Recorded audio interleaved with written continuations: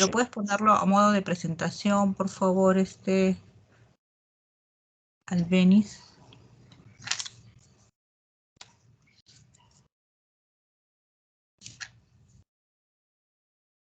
Ahí está.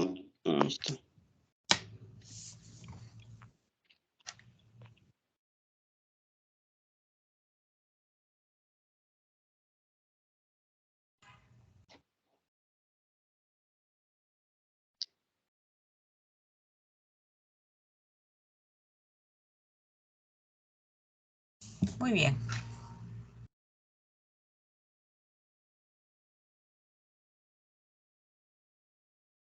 Ok.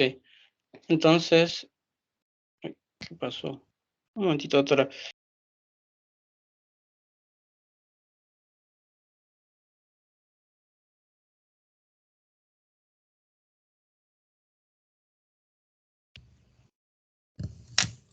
Bueno, mientras va cargando su compañero, realmente el tema de nefrotoxicidad es interesante porque hay muchos medicamentos que usamos cotidianamente y que nos afectan al riñón, ¿no? Entonces las sustancias de contraste, ahorita más todavía el tema de las hierbas chinas que mucho usamos con con el objetivo de adelgazar, ¿no? Y no sabemos lo dañino que pueden ser, ¿no? También tenemos nefrotoxicidad por muchos, hay toxinas endógenas, toxinas exógenas, toxinas endógenas como por ejemplo la mioglobinuria, la hemoglobinuria, etcétera. Y las exógenas, parte de estos son medicamentos comunes, aminoglucósidos, los famosos antiinflamatorios también, ¿no? Entonces, definitivamente, a lo largo de la presentación van a ver, pues, que cuál es la fisiopatología y qué es lo que está sucediendo con este tipo de medicamentos, ¿no? Es importante también que hay personas de riesgo, en este caso, pues, pacientes añosos, deshidratados, diabéticos, son los que tienen más riesgos de sufrir nefrotoxicidad, ¿no? Y sobre todo también los que ya tienen enfermedades renales previas. Muy bien, Albeniz, ¿algún problema? Sí, doctora, un momentito. Lo que pasa es que está lento. Incluso ahora para hacerse Ya estoy compartiendo, no sé si se ve. una prueba con sustancia de contraste, una simple tomografía, tienen que tener el permiso del nefrólogo, ¿no? Para darles el pase en este caso. Ahora, aprovechando que está presentando Albeniz este tema, es importante recalcar que el uso de sustancias de contraste en tomografías, por ejemplo, o en otro tipo de pruebas, se usa mucho para descartar neoplasias. Entonces, a veces es tanta la sospecha de neoplasia que vamos a tener que hacer uso porque tenemos que medir riesgo-beneficio. Hay un riesgo de deterioro de la enfermedad renal, obviamente, pero si no le tomo, no voy a diagnosticar probablemente, o mi sospecha no va a ser más confirmada con este tipo de estudio. Entonces yo sopeso y definitivamente voy a dar el pase para que se pueda hacer esta prueba. Obviamente voy a tener que preparar al paciente para que el daño sea menor. Parte de esta preparación es hidratar al paciente. No hay mejor protector para este tipo de sustancias de contraste que es la hidratación. Generalmente hidratamos al paciente con 100 mililitros por hora endovenoso 6 horas antes y 6 horas después de la prueba. También hay otros estudios y yo creo que eso lo van a presentar ustedes cuando hagan su revista específicamente, pero hay otros estudios que hablan, por ejemplo, del uso de la N-acetilcisteína que viene en sobres y más o menos se puede dar pues 600 miligramos, que son 3 sobres 6 horas antes y 600 miligramos 6 horas después. Pero también hubo estudios anteriores con respecto al uso de dobutamina, pero definitivamente el mejor se ha comprobado que es la hidratación, el mejor preventivo. Muy bien, puedes empezar, Albeniz. Ok, doctora, gracias. Entonces, vamos a iniciar hoy día, buenas noches con todos compañeros, nuestra doctora, con la exposición de nefrotoxicidad. Como mencionó la doctora, son 5 temas. Yo voy a iniciar la nefrotoxicidad, pero por sustancias de contraste. Mi nombre es Albeniz Campuzano. Vamos a entonces empezar. Y para poder empezar nosotros, lo primero que tenemos que entender, pues que, o en qué caso hablamos de una nefrotoxicidad por sustancia de contraste, ¿no? Y acá la definición en realidad hace relación a cuando hay un deterioro abrupto de lo que es la función renal, ¿no? Pero este deterioro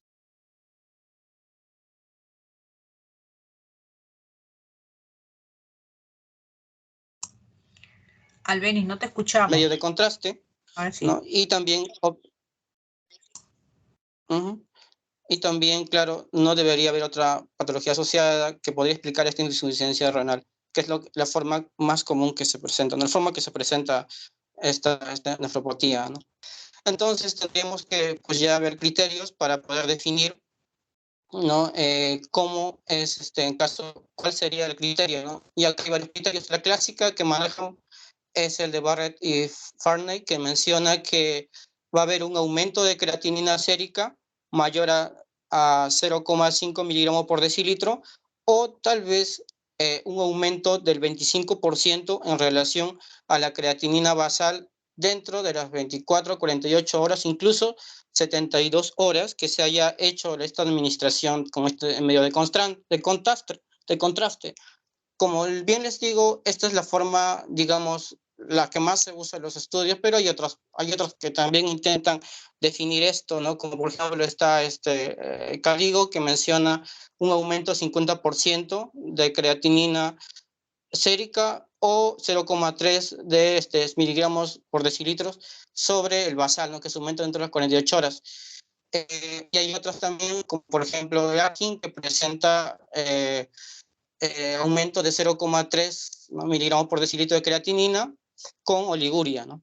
Pero en general es la primera, justo el que está resaltado, el que más se usa para definir en este caso, esta patología, ¿no? Esta nefrotoxicidad. Bien, he estado revisando y he encontrado que también actualmente, incluso dentro de esto, algunos, como por ejemplo el Comité de Medicamentos y Medios de Contraste, Colegio Estadounidense de Radiología, intenta todavía separar, ¿no? Y lo separa como dos conceptos, como estos del 2021, claro, como lesión renal aguda asociada a contraste y la otra lesión renal aguda inducida por contraste, ¿no? Menciona que la lesión renal aguda asociada a contraste es obviamente esta pérdida de la función renal dentro de 48 horas asociadas a medio de contraste, y va a ocurrir en personas que tienen factores de riesgo, como justamente les voy a mencionar más adelante.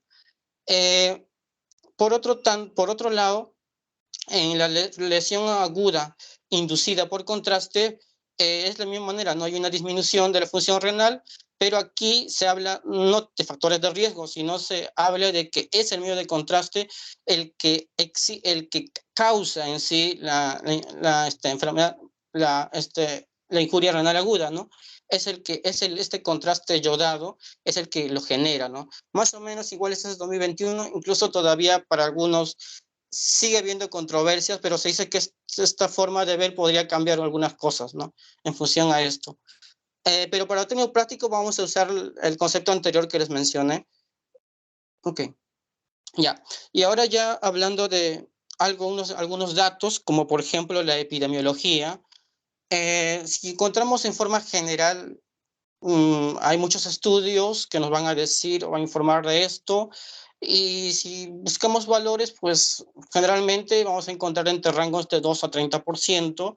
El rango de la población general es baja, ¿no? Estaríamos en el límite inferior, que es un 2% de la población en general, pero hay personas que tienen factor de riesgo como enfermedad renal, que en estas hay una incidencia mucho más alta, ¿no? Por eso es importante antes, pues, evaluar todo eso, como lo vamos a ver, ¿no? Y así mismo, pues, la mayoría de los casos es reversible dentro de las 2 o 4 semanas, un mes, ¿no? O sea, soluciona totalmente.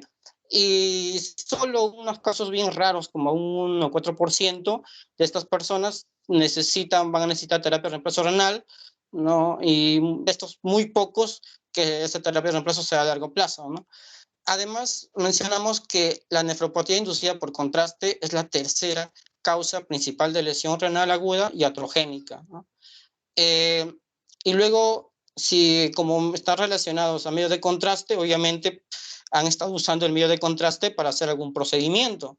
Entonces, si evaluamos los procedimientos, hemos encontrado que dentro de los procedimientos que se hacen, la intervención coronaria relacionados a este tipo es en donde mayor riesgo hay, ¿no? Porque la incidencia es alta, es un 14,5% respecto a los otros tipos de procedimientos que se usan en medio de contraste para diagnóstico, que son bajos, ¿no? 1,6, 2,3, ¿no? Pero la intervención coronaria es bien alta el daño en ese tipo de procedimiento. Entonces, si estamos hablando de daño, vamos a ver que debe haber alguna forma de explicar cómo es que se entiende, ¿no? Que haya daño luego de administración de contraste. Se ha estado buscando estudiar la patogénesis.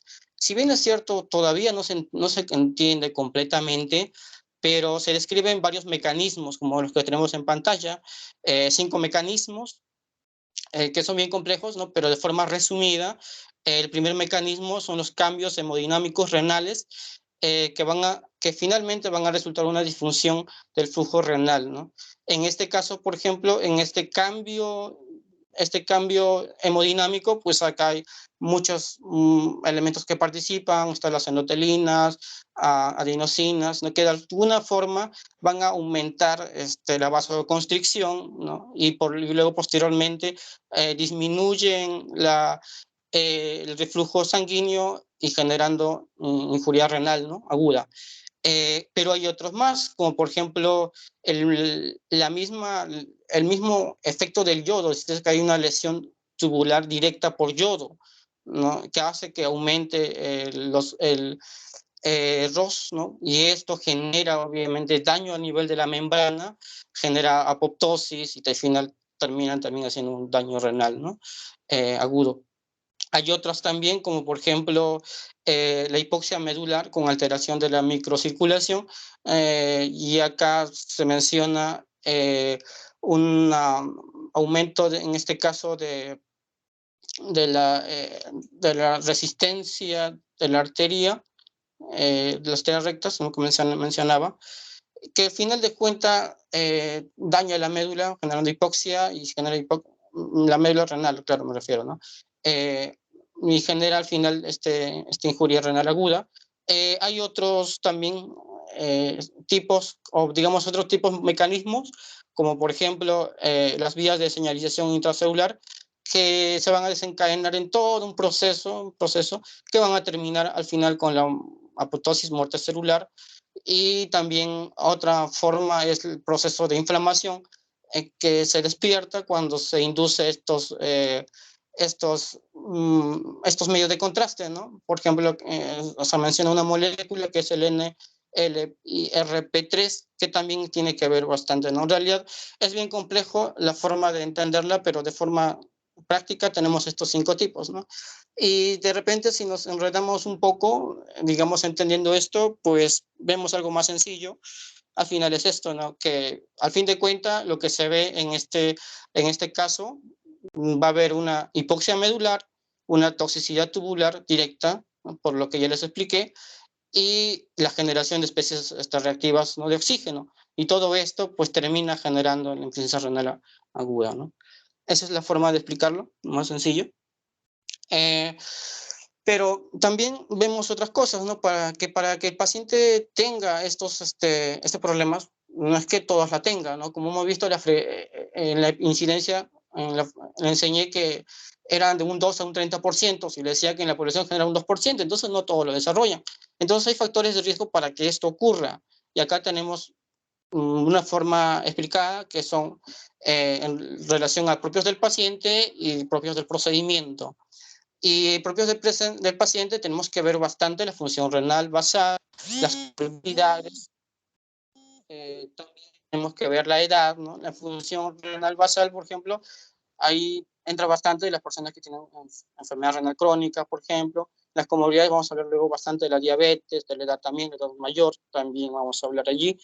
Y también luego de los factores propios del procedimiento, del medio de contraste, por ejemplo, el tipo de contraste que se está usando, ¿no? ¿Cómo es la osmolaridad? Se dice que una osmolaridad alta tiene alto daño, genera mayor daño, y si es que se usa bastante volumen, también generamos daño, y si también hay mayor viscosidad de estos medios de contraste, igual, la inyección intraarterial igual, y si tenemos varias múltiples inyecciones dentro de las 72 horas, o menores a 72 horas, también se indica que es un factor de riesgo para desarrollar ese tipo de problemas. Entonces, en función de esos factores de riesgo, pues vamos a crear como, digamos, escalas que nos van a indicar, por ejemplo, esta escala que le presento es una escala que se ha usado después del procedimiento cardiológico intervencionista. Le decía que el procedimiento cardiológico intervencionista es uno de los que más genera en prevalencia, ¿no?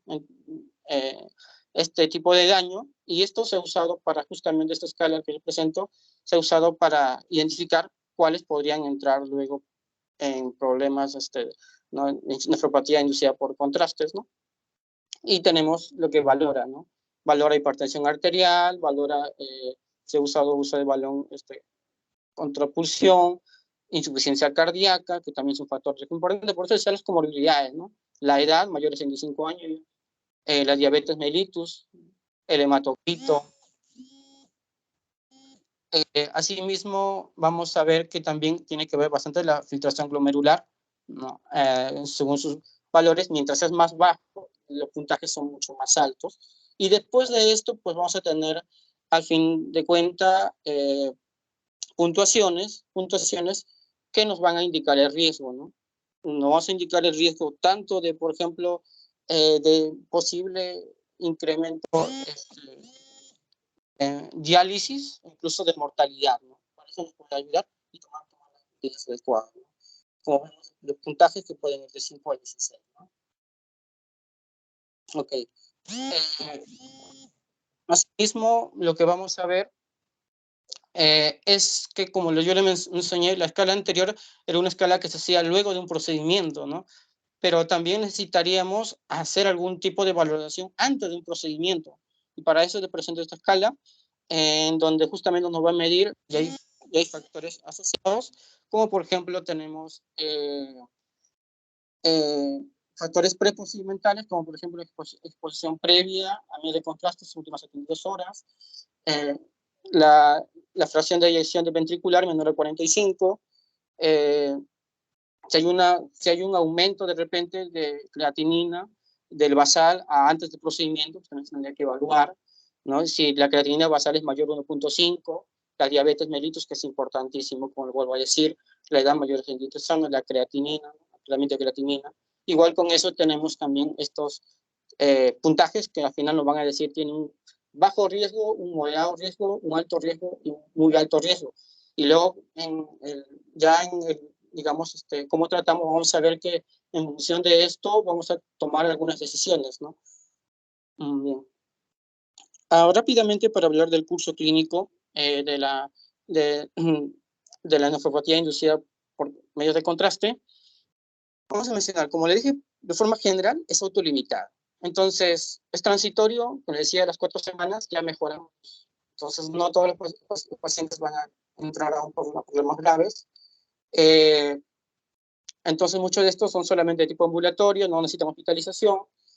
Pero, bueno, vamos a ver algunos que van a presentar, sí, compromiso leve, moderado, seguramente se van a tener mayor factores de riesgo, por eso que presentan eso, y pueden estar hasta decir 3 a 5 días hospitalizados, pero igual se pueden recuperar, ¿no?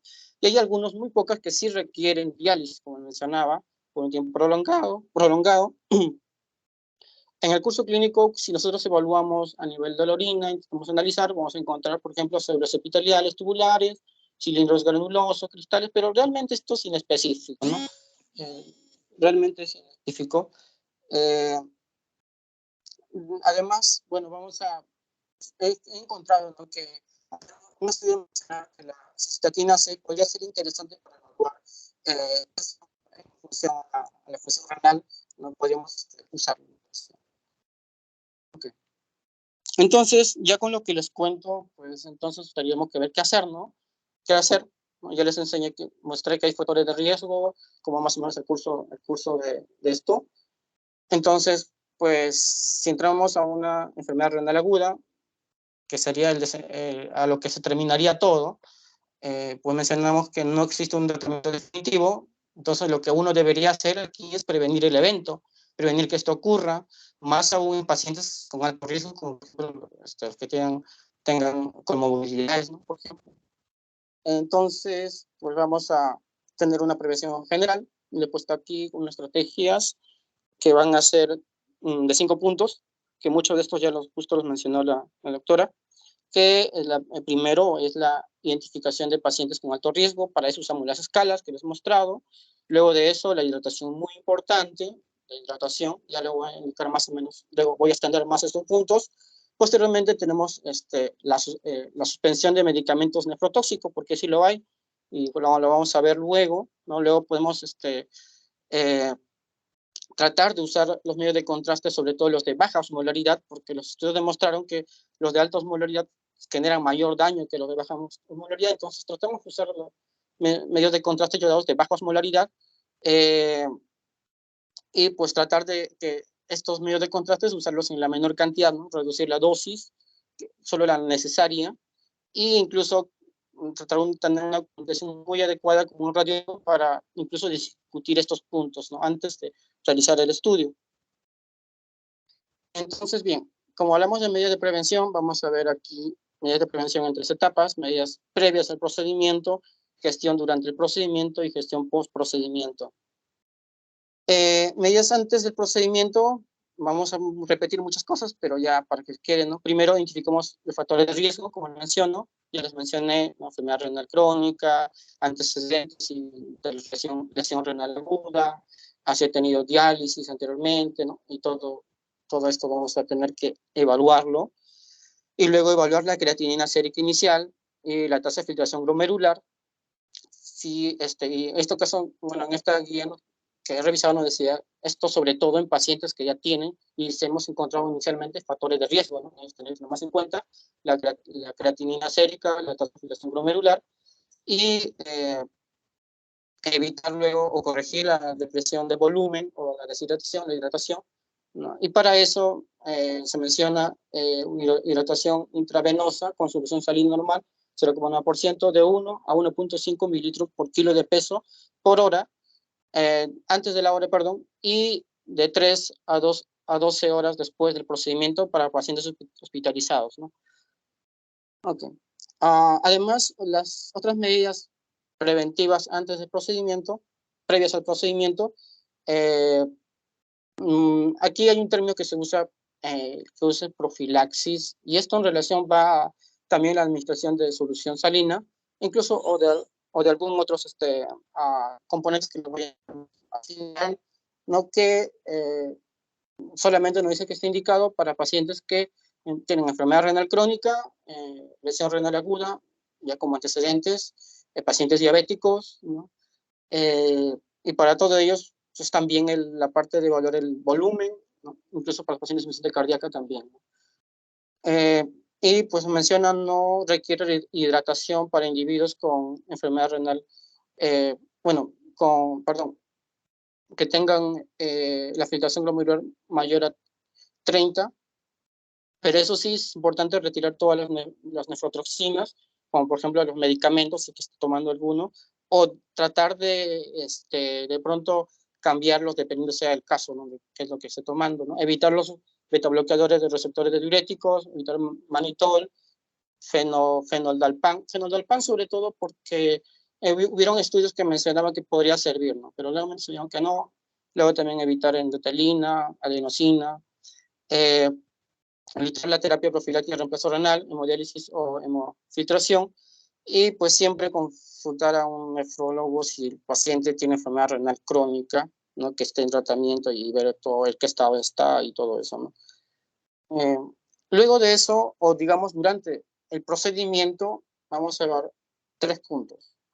Evaluar 3 puntos. El primero es mantener la presión arteriosistólica mayor a 120. Posteriormente, tratamos de minimizar la dosis de medio de contraste. Se menciona en la dosis de medicamentos, o sea, digo, de medios de contraste, valores como 5 mililitros por kilo de peso corporal. Uh, Incluso se menciona que se puede llevar una dosis máxima de 300 mililitros. Y lo otro es que este medio de contraste pues, sea isosmolar o de baja osmolaridad. Luego, en la gestión de postprocedimiento, vamos a continuar la hidratación con solución salina, como les mencioné al inicio, y esto puede darse de 3 a 12 horas, y 12 horas en pacientes hospitalizados. Igual se tiene que estar evaluando, ¿no? Si se lo requiere, y controlar el volumen de expansión la expansión de volumen, vigilar el estado hemodinámico del paciente, mantener la diuresis mayor a 100 mililitros por hora. Luego de eso, evaluar la creatinina sérica, ¿no? Y diariamente filtrado glomerular durante 4 días, sobre todo en pacientes hospitalizados, o según sea el caso, según sea necesario, ¿no? Y también, si es que se requiere, pues iniciar terapia de reemplazo renal, si es que se vio algo, ¿no? Allí, ¿no? Si no sea necesario. Hay algunas profilaxis no recomendadas que los traje. En realidad, estos son polémicas, pero bueno, los traje esto, es lo que encontré en los. Y no mencionaba lo primero, ¿no? Había algunos que se decían, ¿no? Como el bicarbonato, en lugar de hidratación normal. El bicarbonato, si bien es cierto, puede ayudar al reducir el tubo, un líquido tubular renal, evitando la lesión por raíces libres, de lo que hablé en la fisiopatología. Sin embargo, solo no es una indicación, no se debería usar solo, si es que se usa, podría usar principalmente con hidratación, que es la elección, como también lo recalcó la doctora. Y si pues que si es que se usa, podríamos usar a 3 mililitros kilogramo por hora, 1 hora antes del procedimiento, y para contener una velocidad de 1 miligramo por hora durante las 6 horas posteriores. El otro es la N-acetilcisteína. Se menciona que su uso es un poco controversial porque uno menciona que sí es útil, sí no es útil, pero lo que sí se sabe es que si es que se va a usar, no sea la medida única profiláctica, no sea la única. Hay un caso especial que es justamente los procedimientos que tengan que ver con el tipo coronario, en donde, bueno, encontré un estudio que mencionaba que como justamente esto es una de las cositas donde más se daña, o sea, con los pacientes que hacen el tipo de procedimientos. Entonces, acá se menciona que la hidratación puede ser con escala móvil, guiada por la presión diastólica del final del ventrículo izquierdo y con solución salina, ¿no? Indicando la presión del ventrículo izquierdo, por ejemplo, si es que es menor de 13, si es que es de 13 a 18, si es que es mayor de 18. Y luego de eso continuar la hidratación durante el procedimiento. Digo, después de 4 horas de procedimiento, hasta 4 horas después del procedimiento. Luego de eso, he estado revisando y encontré intervenciones potencialmente útiles que podrían usarse, como por ejemplo el sistema automatizado de diuresis forzada. Encontré, por ejemplo, el sistema renal ward, algo así estaba en la traducción, y que esto nos dice lo siguiente, ¿no? Que aquí, pues como estamos viendo, puede haber una expansión de volumen y la diuresis pues están asociadas con una mayor resistencia a la reacción oxidativa. O sea, quiere decir que, en otras palabras, que si nosotros le damos más líquido, entonces obviamente vamos a tratar de diluir, entre comillas, el medio de contraste, ¿no? Y de esa manera, pues haría menos daño, ¿no? Obviamente, y para eso está la parte de la hidratación que se da, ¿no? Pero también la diuresis, ¿no? Porque a veces uno podría indicar de más altas cantidades, ¿no? De volúmenes. Entonces, por eso a veces en este tipo de cosas es difícil mantener la volemia y una diuresis adecuada, un equilibrio, que es lo que uno esperaría, ¿no? Y por eso nos dice que este sistema renal ward va a medir la tasa de flujo de orina inducida por furosemida y por lo tanto va a tratar que el volumen de la orina se reemplace por una cantidad equivalente de solución salina normal para mantenerla en volemia. Bien, bueno, estos son unos diagramas que les traje. Este diagrama sobre todo nos hace hincapié en, sobre todo, ver si es que es realmente necesario el uso de medios de contraste. Pues, si no lo es, simplemente no se usa, ¿no? Y si es realmente, luego de eso valoramos los riesgos, justo le decía, ¿no? Riesgo, bajo riesgo, un alto riesgo, moderado riesgo, evaluar la filtración glomerular, entonces filtración glomerular, y según eso, iniciar alguna indicación o no seguirla, ¿no? Como lo tenemos. Por ejemplo, en el caso de moderado y riesgo alto riesgo, pues hablamos ya de una dilatación salina para evitar este daño de nefrotoxicidad, ¿no?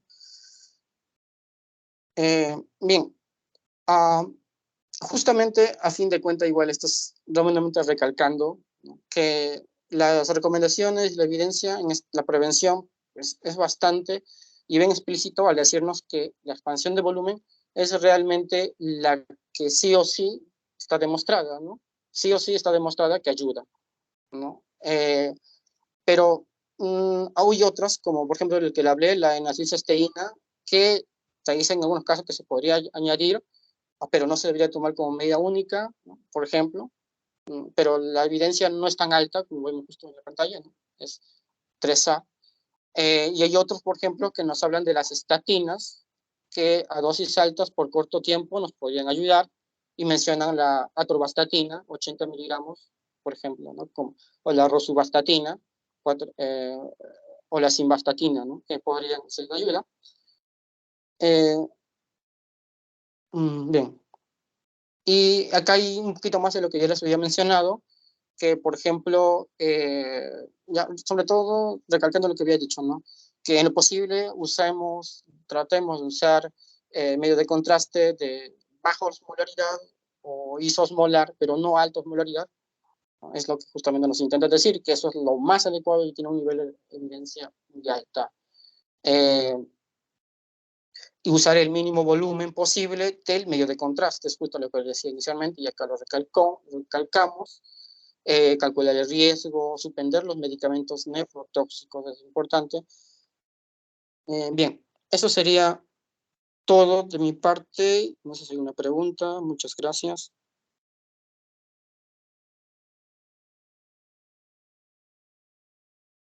Muy bien, Albeniz. Por favor, guarden sus preguntas para el final. A ver, ¿quién sigue, por favor?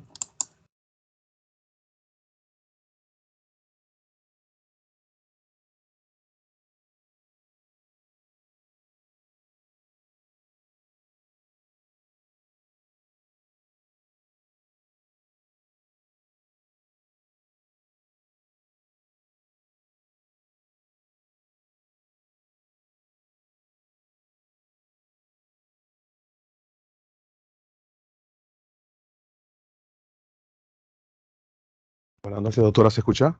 Sí, Alfredo, muy bien. Puedes empezar, por favor.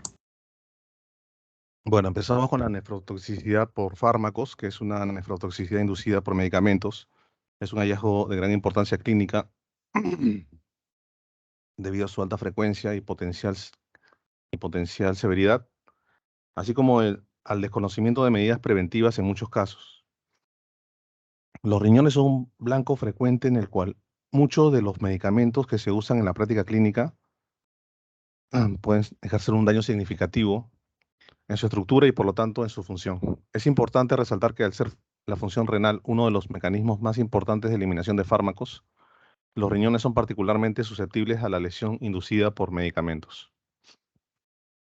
Tenemos como factores de riesgo la edad, principalmente mayor de 60 años, aunque algunos lo sitúan por arriba de los 50 años, el sexo femenino, la exposición a otras nefrotoxinas,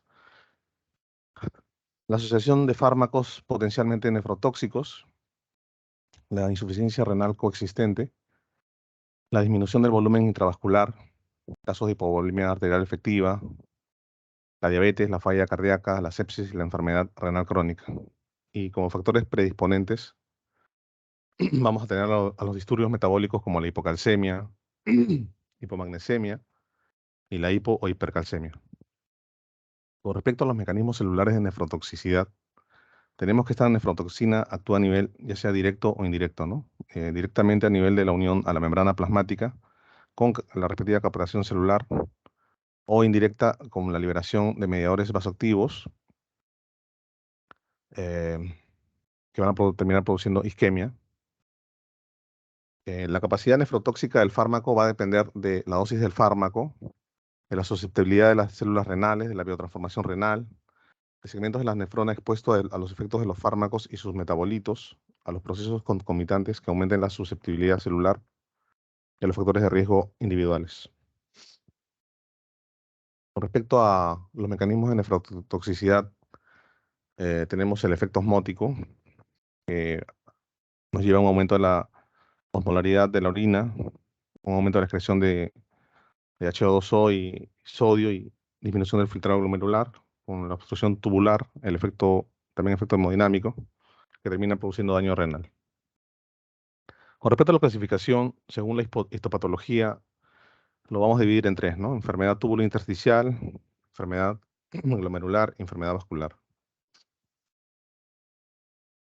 El fármaco, este fármaco nefrotóxico va a causar un deterioro de la función renal a 3 niveles, ¿no? Como hemos mencionado, a nivel de túbulo intersticio, a nivel glomerular y a nivel vascular, ¿no?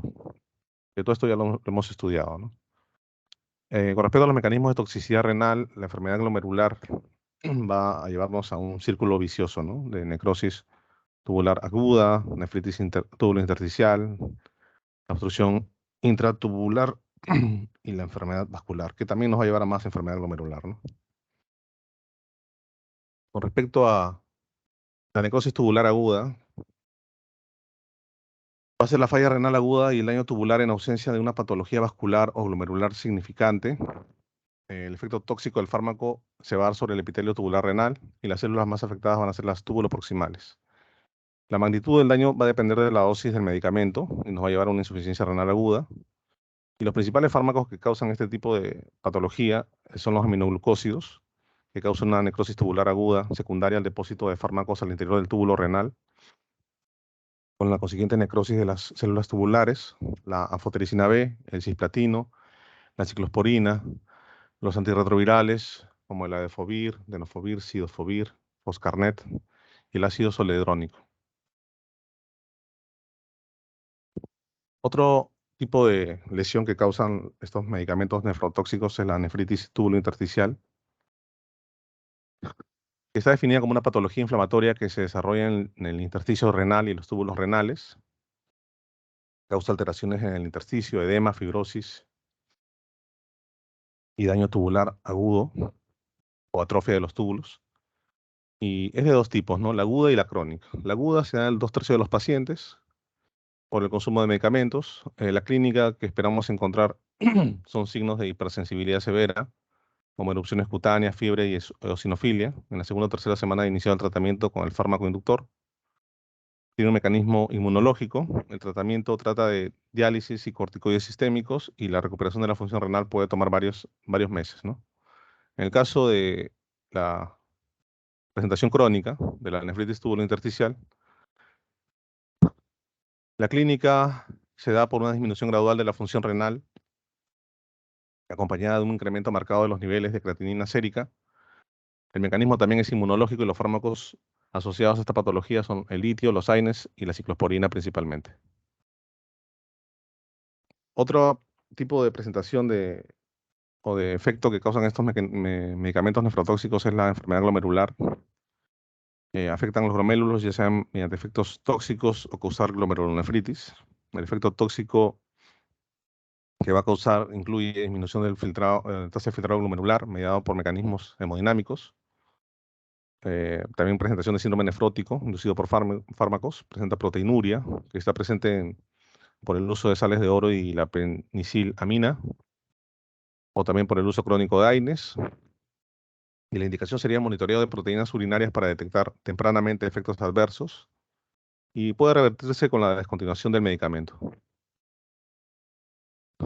Con respecto a la glomerulonefritis, presenta múltiples causas. Una evidencia de esto son las podocitopatías, que se ha visto asociada a una disfunción de los podocitos, con la presencia de cambios difusos en los podocitos en ausencia de depósitos inmunes. El daño glomerular que se observa son enfermedades de cambios mínimos o la glomerulosclerosis focal segmentaria, ambas asociadas a síndrome nefrótico. Los fármacos asociados con este tipo de lesión, el litio, el pamidronato y los interferones de tipo 1 y los AINES. Ahora, las enfermedades, los cambios mínimos también es otra patología asociada, ¿no?, a los medicamentos nefrotóxicos. La clínica que esperamos encontrar se presenta en forma abrupta, con síndrome nefrótico, raramente acompañada de hematuria e hipertensión, presencia de proteinuria leve, en el caso de uso de interferones, litio y penicilamina. Los fármacos asociados, los AINES, interferones, el litio y la penicilamina. La enfermedad de cambios mínimos más síndrome nefrótico más nefritis intersticial aguda es clásicamente causada por fármacos antiinflamatorios no esteroideos, los AINES, ¿no? Y la glomerulonefritis focal y segmentaria nos va a dar una presentación clínica con proteinuria, hematuria leve y en algunos casos hipertensión. Y los fármacos van a ser los mismos que causan la enfermedad de cambios mínimos, el uso de ciclosporina y el abuso de heroína. Con respecto a la glomerulonefritis membranosa, la clínica que vamos a encontrar es la presencia de síndrome nefrótico, microhematuria, hipertensión y falla renal leve. Los fármacos serían los AINES, la penicilamina, el uso de IECAS, el captopril, por ejemplo, las sales de oro, etc. La enfermedad vascular que vamos a encontrar asociada a medicamentos nefrotóxicos van a ser la vasculitis, glomerulonefritis necrotizante, que tiene una clínica con glomerulonefritis rápidamente progresiva con hematuria, cilindros de eritrocitos, proteinuria y falla renal aguda, y frecuentemente síntomas sistémicos como fiebre, mialgias y dolor articular. Las manifestaciones de la vasculitis van a ser frecuentes en algunas infecciones y enfermedades autoinmunes que complican así la asociación de vasculitis con un fármaco. Ahora, con respecto a la arteriosclerosis hialina, se refiere a la acumulación de proteínas plasmáticas en el subendotelio de las arteriolas renales. Tiene una clínica que no es claro precisar si la lesión es debida a hipertensión o a medicamentos como la ciclosporina. Y lo que causa acá la ciclosporina es que los síntomas aparecen después de recibir un tratamiento prolongado, ¿no? Estamos hablando de meses. El tacrolimus está asociado con arteriosclerosis hialina, siendo el primer desenlace clínico adverso la hipertensión arterial y el deterioro de la función renal. Se asocia con el envejecimiento, hipertensión, diabetes y tabaquismo. Y los fármacos que van a producir esta patología de arteriosclerosis hialina van a ser principalmente la ciclosporina, el tacrolimus, el allopurinol, la rifampicina, la hidralazina y la penicilamina. También va a producir vasculitis de pequeños vasos y ANCAS positivos, la asociación más fuerte con fármacos antitiroideos, además de hidralazina, minoxiclina, penicilamina, allopurinol, brocainamida, fenitoína, rifampicina, cefoxamina, la isoniazida y la indometacina. Y ahora vamos a pasar pues, a ver los fármacos, ¿no? Ya, pero viéndolos ya uno por uno. Empezamos con la fosfodiestericina B, los principales, ¿no? La fosfodiestericina B, que es un antifúngico de amplio espectro, usado para infecciones severas en pacientes inmunocomprometidos. Su mecanismo va a ser, el uso clínico se ha visto limitado por la nefrotoxicidad, por eso se evalúa bien su uso. Altera la permeabilidad de la membrana. Los efectos dados por la alteración de la permeabilidad de la membrana de las células del riñón están asociados a alteración de la función del transporte tubular, a la acidosis tubular renal. El tratamiento sería el uso de la terapia alcalina durante el tratamiento con anfotericina B, previene la aparición de la acidosis. También va a presentar un defecto en la concentración de la orina. Tiene como complicaciones la hipocalemia, va a ser la más importante, por la resistencia a la acción de la vasopresina. Va a ser una de las complicaciones, ¿no? Va a presentar una degeneración tubular.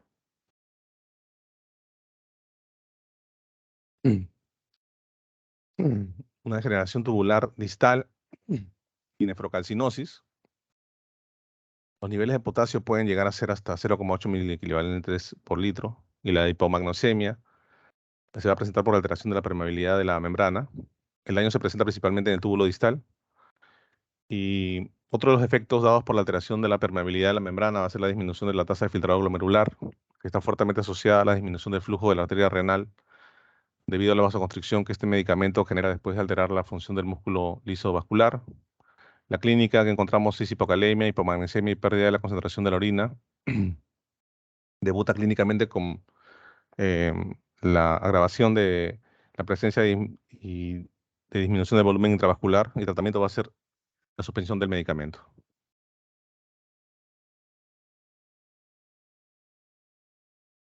Con respecto a la ciclosporina,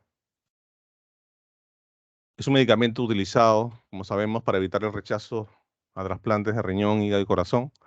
La vía de eliminación es principalmente no es renal. Entonces el mecanismo de acción que va a tener va a ser inhibición de la calcineurina fosfatasa. Los mecanismos pueden ser inmunológicos y no inmunológicos, ¿no? Con respecto a los mecanismos no inmunológicos, las consecuencias principales van a ser la vasoconstricción y la liberación de mediadores de la inflamación. Y la clínica que vamos a encontrar por el uso de la ciclosporina va a ser la poliuria debido a la incapacidad para la reabsorción de agua y un aumento de la excreción de sodio.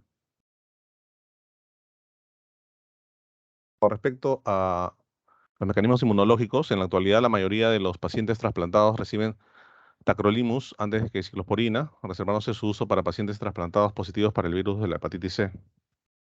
Ahora, con respecto al litio, es un estabilizador del ánimo, se da para el manejo de patologías psiquiátricas, la eliminación es renal, tiene un amplio espectro de cambios histopatológicos, el factor de riesgo es insuficiencia renal, el mecanismo va a ser la alteración de la función renal con duración del tratamiento a partir de la 10ª década,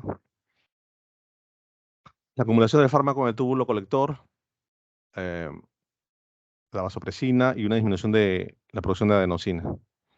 Y el nivel de tubo colector también, ¿no? Disminución de la expresión de coporina 2, que va a llevar a un aumento de volumen urinario y sensación de sed en los pacientes. Los efectos principales van a ser fibrosis intersticial, atrofia tubular y glomerulosclerosis focal y segmentaria, y la glomerulonefritis de cambios mínimos, que nos va a llevar a un síndrome nefrótico que va a alterar la filtración glomerular. El tratamiento, la suspensión oportuna del medicamento. Y ahora pasamos a los conocidos AINES, ¿no? Que son conocidos con un alto potencial nefrotóxico, especialmente cuando se usan de manera inadecuada o en tratamientos crónicos.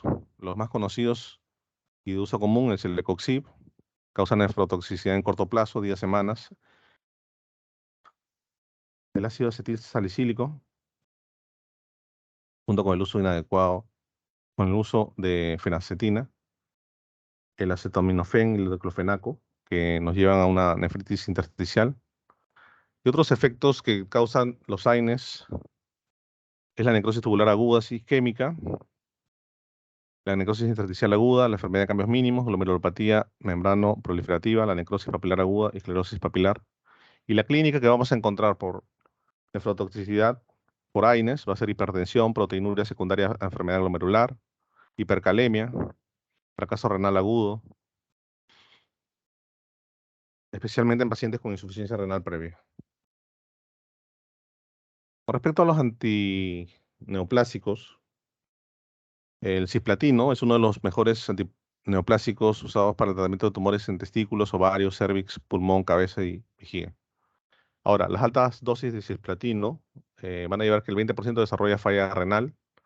La clínica que vamos a encontrar va a ser disminución de la tasa de filtración glomerular, incremento del nitrógeno ureico, la creatinina sérica y un desequilibrio electrolítico en 1/3 de los pacientes. Con respecto a los antimicrobianos, los aminoglucósidos inducen nefrourotoxicidad de forma directa, ¿no? Los factores de riesgo principales van a ser la frecuencia de las dosis y las concentraciones más altas del fármaco, la edad avanzada, el sexo femenino, la enfermedad renal de base. La duración de terapia antibiótica mayor a 10 días, la disminución del volumen circulante efectivo, la enfermedad hepática o administración simultánea de otros medicamentos que causen disfunción renal, la gentamicina causa nefrotoxicidad subclínica.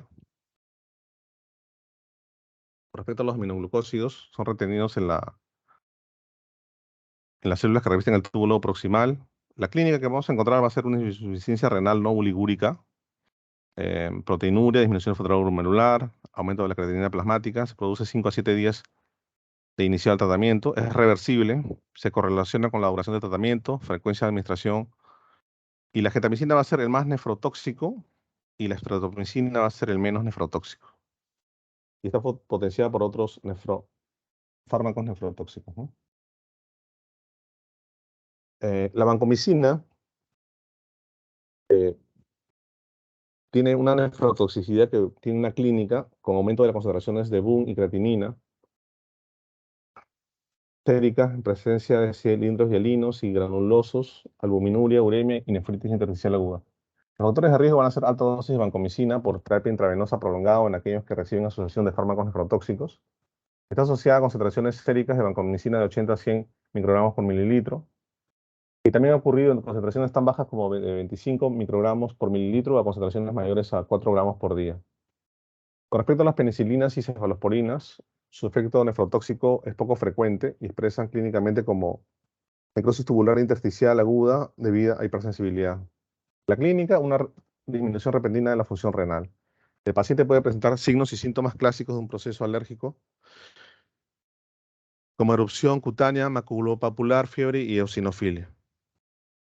Con respecto a los antivirales, uno de los principales efectos adversos más serios va a ser la nefrotoxicidad. En la terapia para el para el VIH y va a ser el grupo poblacional predispuesto a la nefropatía. Se debe evaluar la función renal del paciente antes del inicio de la terapia antirretroviral. Los efectos que van a presentar principalmente son la necrosis tubular aguda, el foscarnet, el aciclovir, el cidofovir. También van a presentar defectos tubulares aislados, van a presentar síndrome de Fanconi, el cidofovir, el tenofovir, el tefovir. Van a presentar obstrucción intratubular por depósitos de cristales, glomerulopatías, microangiopatía trombótica, insuficiencia renal crónica. Los fármacos asociados con estos tipos de toxicidad, de nefrotoxicidad medicamentosa, van a ser los inhibidores de la transcriptasa reversa, análogos de los nucleósidos, los inhibidores no nucleósidos de la transcriptasa inversa y los inhibidores de la proteasa. Bueno, empezamos con los inhibidores de la transcriptasa inversa. El tenofovir, para el tratamiento del VIH o hepatitis B. La combinación de tenofovir con otros fármacos parece aumentar su citotoxicidad. Por ejemplo, el tenofovir más el inhibidor de la proteasa, el ritonavir, causa nefrotoxicidad por acumulación de tenofovir en las células tubulares renales. Las dosis elevadas van a llevarnos a una insuficiencia renal y de disfunción tubular proximal. El tenofovir más la didanosina nos va a llevar a una disfunción renal. La disminución de la dosis nos va a llevar a la recuperación a las 10 semanas. Es reversible. El cidofovir y el ladefovir va a causar daño tubular proximal y el síndrome de Fanconi. El tenofovir, el ciclofovir, el ladefovir y la didanosina y la estabudina nos van a llevar a acidosis láctica por toxicidad mitocondrial. Y con respecto a los inhibidores no nucleósidos de la transcriptasa inversa, el metabolismo va a ser hepático, ¿no? No tienen potencial nefrotóxico. Los fármacos principalmente van a ser de la virdina, el efavirenz y nevirapina. Con respecto a los inhibidores de la proteasa, el metabolismo también es hepático, pero va a llevar a una cristaluria, una precipitación intratubular de cristales radiotransparentes de sulfato y navir, similares a platos rectangulares o rosetas. Nos va a llevar a necrosis tubular aguda, insuficiencia renal aguda, y litiasis renal, cólicos renales o macrohematuria. La prevención va a ser la adecuada hidratación, 2 a 3 litros al día, la evaluación frecuente de la función renal, el sedimento urinario. Está contraindicado en nefrolitiasis. El ritonavir nos va a llevar a una insuficiencia renal aguda. El mecanismo va a ser desconocido, pero se aconseja vigilar la función renal durante su uso. Y el ampregnavir por vía oral no es recomendado en pacientes con insuficiencia renal debido a un riesgo aumentado de acidosis láctica. Entonces, como vemos, pues estos antivirales tienen que ser prescritos de forma cuidadosa. Continuamos con el adofovir y el tipiboxil, que son usados en tratamiento para hepatnavirus, retrovirus, herpesvirus, el VIH y confecciones por hepatitis. La vía de eliminación va a ser renal en un 45%, requiere ajuste de dosis según la función renal. El alto riesgo de difusión renal va a ser atribuible a las propias infecciones por VIH u otras infecciones virales, o otros medicamentos, incluso a otros factores relacionados con la infección por el virus de la hepatitis B. La clínica que vamos a encontrar es que a altas dosis va a haber un aumento progresivo de creatinina sérica, hipofosfatemia o ambos. El tratamiento, el uso profiláctico de L-carnitina y la suspensión del medicamento. Es reversible, ¿no? El cidofovir es un análogo nucleósido, es un potente inhibidor de casi todos los tipos de virus ADN. Está usado en tratamiento de retinitis por citomegalovirus o infección por VIH. La vía de eliminación es renal en un 85%. Va a requerir ajuste de dosis en insuficiencia renal. La clínica va a ser la proteinuria, nos va a presentar una proteinuria, insuficiencia renal aguda, glicosuria, proteinuria y del síndrome de Fanconi, la nefritis intersticial crónica y la diabetes insípida. La prevención va a ser la adecuada hidratación endovenosa, administración lenta del fármaco en 1 hora y reducir la dosis o suspenderla en insuficiencia renal aguda. El aciclovir, que es usado para el tratamiento del herpes simple y la varicela, la eliminación de este fármaco es vía renal en un 62-91%. El factor más común de nefrotoxicidad va a ser la administración rápida del bolo venoso aciclovir, 500 miligramos por metro cuadrado, ¿no? La clínica que va a presentar es una insuficiencia renal aguda obstructiva, generalmente asintomática.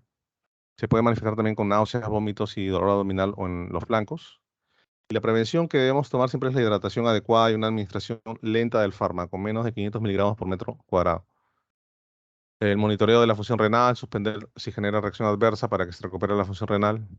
Y el Foscarnet es un antiviral de amplio espectro con actividad contra VIH y herpes virus, infecciones en citomegalovirus resistentes a ganciclovir y en herpes genital con aplicación tópica. La eliminación es exclusivamente renal y los efectos adversos es la nefrotoxicidad, la más frecuente, o hipocalcemia.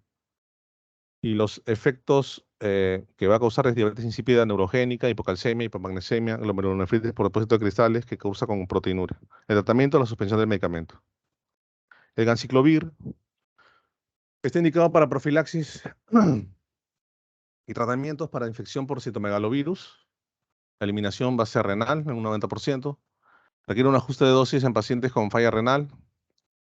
La precipitación va a ser intratubular del fármaco, nos va a llevar a una insuficiencia renal crónica. El tratamiento va a ser la hidratación adecuada antes y durante el tratamiento. Suspender el tratamiento se aparecen manifestaciones de insuficiencia renal aguda.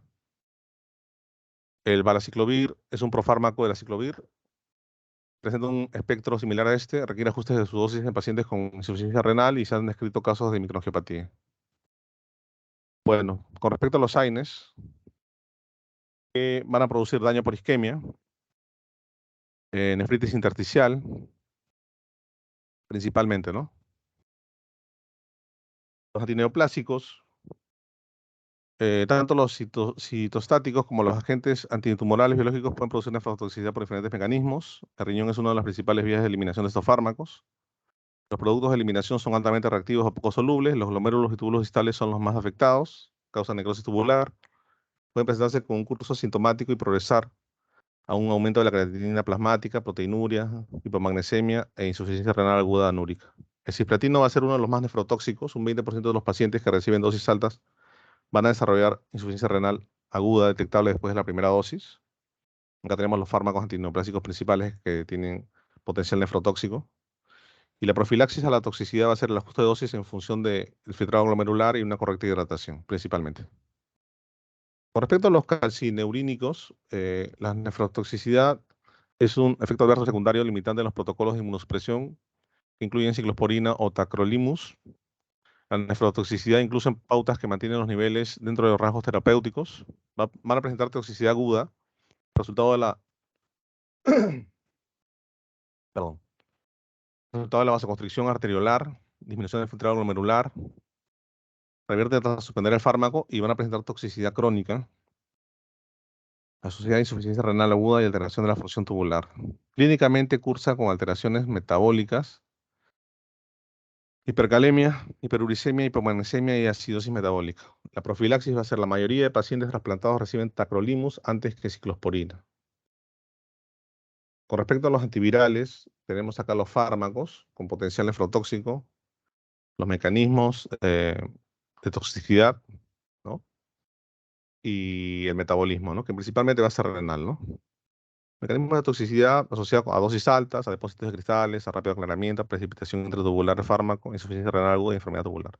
La profilaxis de los antivirales va a ser una hidratación endovenosa y por su alta eliminación renal, como vemos, se debe hacer un ajuste posológico en determinadas situaciones clínicas y la administración conjunta con de probenecid y cidofovir. Con respecto a la vancomicina, el mecanismo de nefrotoxicidad no es conocido, ¿no? Presenta una nefrotoxicidad en monoterapia, un 5% y asociada a otros nefrotóxicos, como por ejemplo los aminoglucósidos, un 35%. Es más frecuente con dosis altas y terapias prolongadas.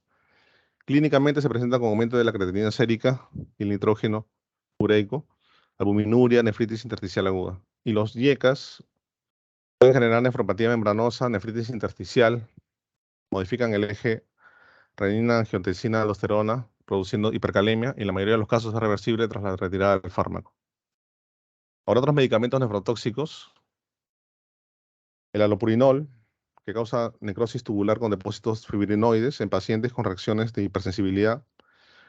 También causa nefritis intersticial. La quinina causa microangiopatía, trombocitopenia autoinmune, generación de anticuerpos contra glóbulos blancos y células endoteliales.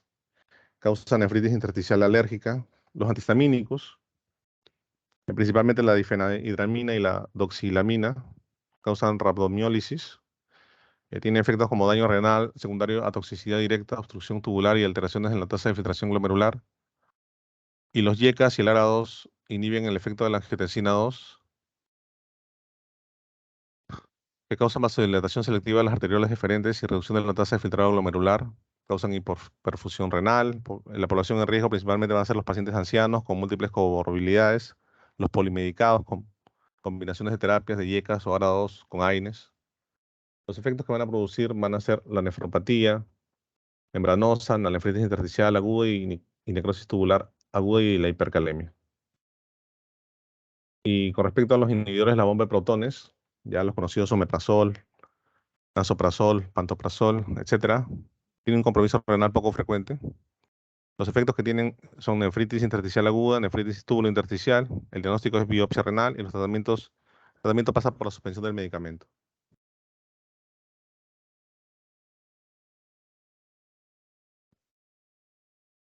Con respecto a las estatinas, que como sabemos reducen los niveles de lípidos, los eventos cardiovasculares y la mortalidad cardiovascular en el amplio espectro de pacientes con insuficiencia renal crónica. La atorvastatina, el más conocido, bueno, causan rhabdomiólisis, causan daño renal secundario, y la combinación con fibratos o ciclosporina aumentan el riesgo de nefrotoxicidad. Bueno, para terminar, la prevención de la nefrotoxicidad farmacológica, el riesgo de desarrollo de insuficiencia renal aguda se debe considerar cuando se prescribe o valida un tratamiento con toxicidad renal conocida. Debemos tener en cuenta a la hora de prescribir o validar un tratamiento los factores de riesgo individuales que puedan favorecer el desarrollo de insuficiencia renal aguda. Debemos realizar una monitorización activa de la función renal durante todo el ingreso, especialmente en pacientes sometidos a tratamientos con fármacos nefrotóxicos. Comparar el filtrado glomerular basal con los resultados posteriores. En pacientes con insuficiencia renal crónica es fundamental ajustar la dosis del medicamento según el clearance de creatinina, especialmente en aquellos que se eliminan por vía renal. Y en pacientes con edad avanzada se debe ajustar la dosis de los medicamentos a su función renal. Se debe mantener una correcta hidratación para mantener la filtración glomerular, particularmente si se prescriben citostáticos, radiocontrastes, AINES, YECAS o ARA2. Y en algunas situaciones es recomendable alcalinizar la orina para facilitar la eliminación del tóxico. Se debe considerar siempre en todo tratamiento la concomitancia con otros nefrotóxicos. Con el uso de radiocontrastes se debe valorar la administración de N-acetilcisteína, como ya mencionaba el compañero de la exposición anterior, junto a una correcta hidratación antes, durante y después del procedimiento radiológico. Y vigilar la función del resto de órganos que se podrían afectar junto con la función renal, como el sistema nervioso central, hígado y pulmón. Eso sería todo. Gracias. Muy bien, Hugo. A ver, ¿quién sigue?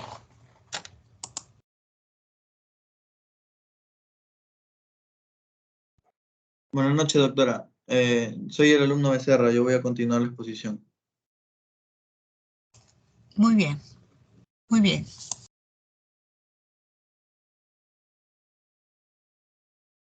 Bien, buenas noches, doctora. Buenas noches, compañeros. Voy a continuar la exposición mencionando sobre nefrotoxicidad por hierbas y plantas. Bien, como introducción, pues podemos mencionar que que la función esencial del riñón básicamente es la más importante, la eliminación de los tóxicos, ¿no? O de fármacos. Esto tiene un gran impacto en salud si es que llegase a fallar. Eh, entonces, ¿qué sucede cuando hay una insuficiencia renal? Se provoca una disminución de la filtración glomerular, y vendría a caer lo que son las alteraciones electrolíticas, ¿no? Y puede haber un acúmulo de tóxicos, como lo que es la creatinina, la urea, el ácido úrico. Y bueno, por otra parte, está la disminución, ¿no? Por así decir, la disminución de estas funciones, ¿no? Y según el estudio de Price, que es oriundo de España, mencionan que en la población, en su población se presenta una disminución, ¿no? Una disminución en el filtrado glomerular, que nos mencionan que es del 6.8, ¿no?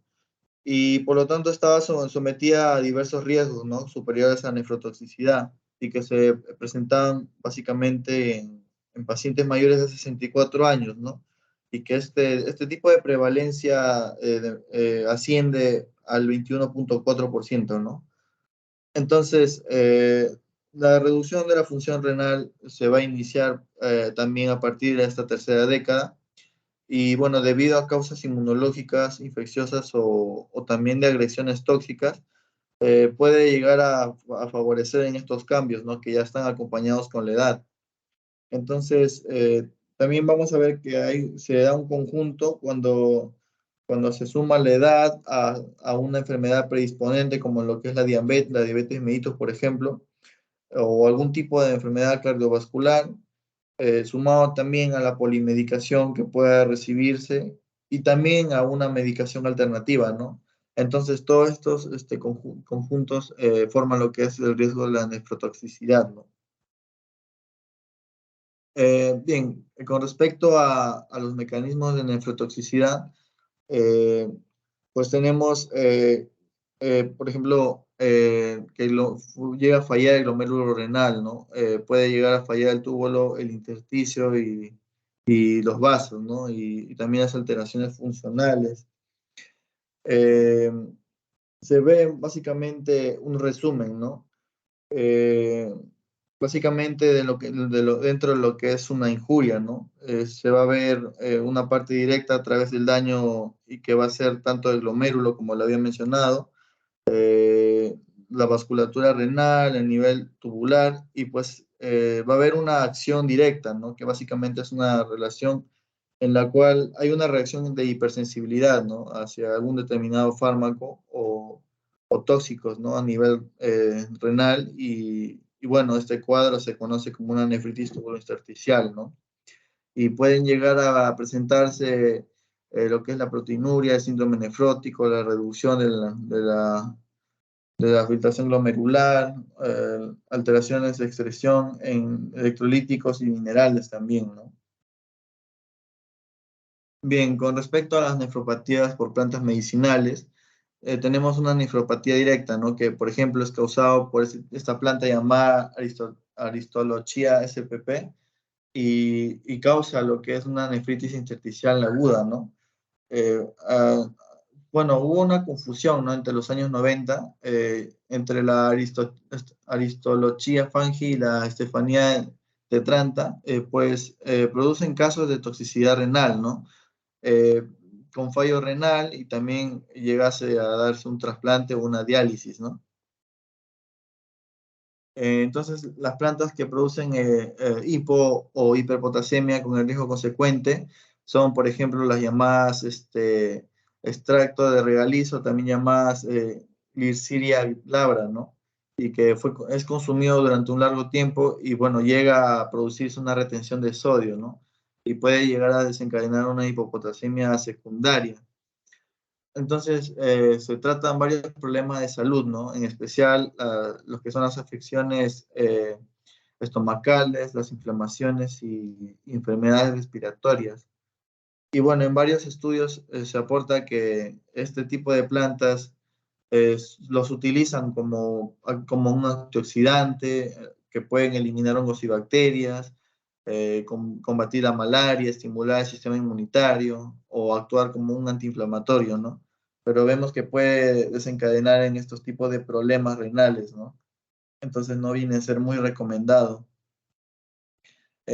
También tenemos otras plantas ricas en antraquinonas o también llamadas efecto laxante, y causan desequilibrios electrolíticos, ¿no? O una hipopotasemia también.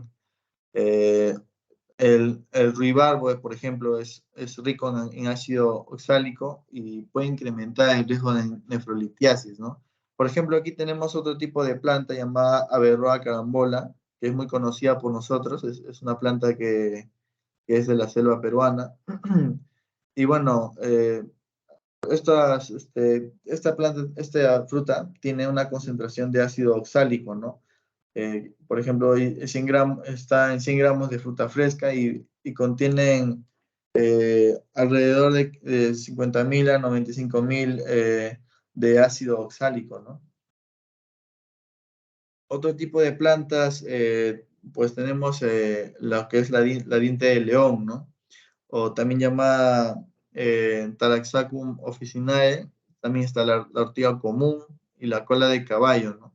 Y la alfalfa, que son fuentes ricas de potasio, ¿no? Y tenemos otro tipo de plantas con efectos diuréticos que también vamos a observar, ¿no? Como lo que es el perejil y la cola de caballo.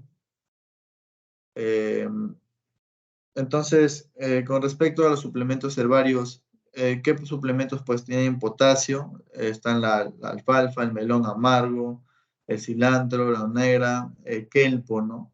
La salvia verdolaga o la artemisa, ¿no? Que son suplementos herbarios recomendados.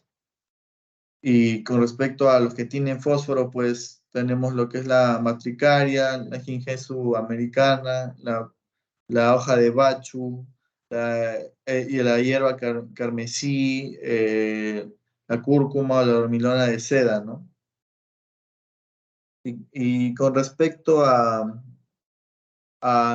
bueno, a los suplementos herbarios que se deben evitar si tienes una enfermedad renal, pues están el apionabo, la cola de caballo, la raíz de regaliz, el astrálago, ¿no?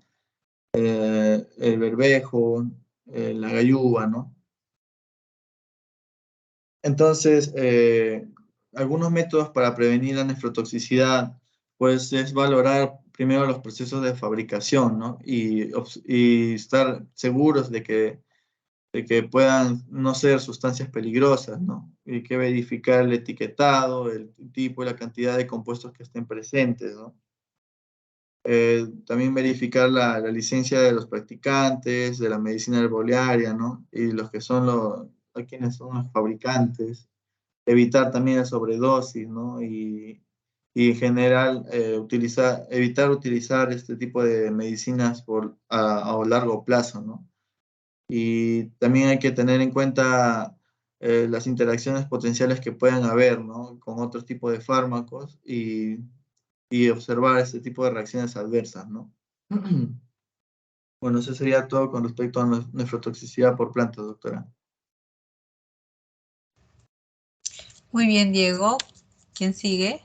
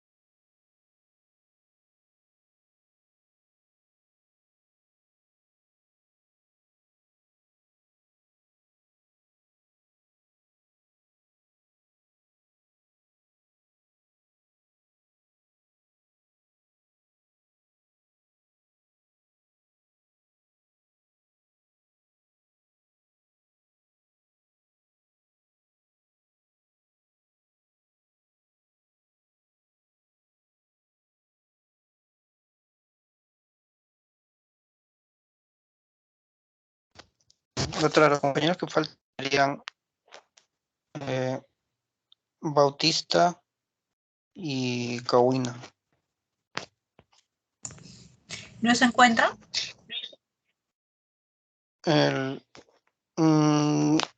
No sé, déjame ver. No están en la reunión, doctora.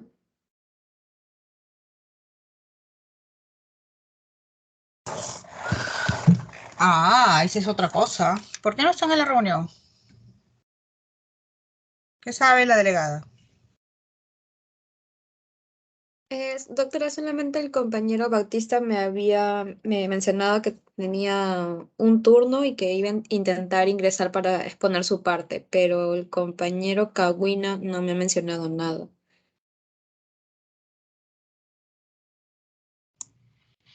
Ya. Muy bien, entonces, a ver, ¿alguna pregunta hasta acá?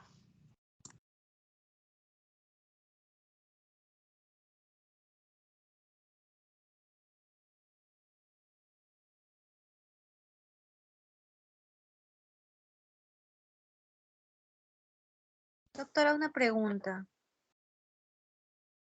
Buenas noches. Buenas noches, sí. Sí, mencionó una lista larga de fármacos que producían nefrotoxicidad. ¿Cuáles serían los más comunes que vamos a encontrar en lo más frecuente, ¿no? Porque la lista fue extensa. A ver, definitivamente hay muchos medicamentos que van a producir nefrotoxicidad. Están a la cabeza, ahí depende, pues, ¿no? Nefrotoxicidad aguda, nefrotoxicidad crónica, pero a la cabeza están los aminoglucósidos, la micacina, la gentamicina sobre todo, la gentamicina, la micacina, las sustancias de contraste en cuanto al uso de frecuencia. En los de las hierbas también, pero no es conocido y hay que acumularlo también. Y en medicamentos también los antiinflamatorios, pero más de uso crónico, ¿no? En el tiempo, de dosis acumulativas, ¿no? El uso de antibióticos generalmente se da por hipersensibilidad, ¿no? A veces el famoso cuadro de hipersensibilidad aguda podemos tenerlo. ¿Alguna otra pregunta?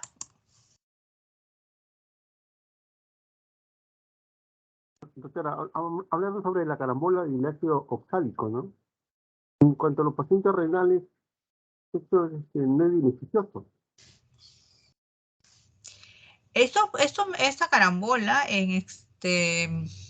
a ver, Porque es cuando una se fruta abusa, que en verano claro, abunda ahora. cuando se abusa del uso, puede producir litiasis. Y eso es un inconveniente. Ujú. Muy bien. A ver, ¿qué vamos a hacer? Bueno, los dos alumnos que no han avisado porque no me han escrito, no me han dicho nada, van a tener pues mala nota, ya no van a poder reprogramar, lamentablemente. Entonces, la próxima semana vamos a tener nuestras teorías y vamos a hacer una pequeña revisión. Voy a considerar primero si es suficiente con el artículo que ustedes manden o si no les voy a pedir participación. ¿Ya? O un resumen, no lo sé. ¿Ya? Entonces, yo coordino con Melissa para la próxima reunión, específicamente para completar todo lo que es la rotación renal de terapéutica. Muy bien, no sé si habrá alguna pregunta, alguna duda. Doctora, con respecto a la pregunta que hizo la compañera respecto a la lista extensísima de medicamentos, yo creo que es importante conocerla muy bien, dado que basta que uno solo de estos medicamentos sea mal prescrito y vamos a tener un evento adverso irrecuperable, ¿no?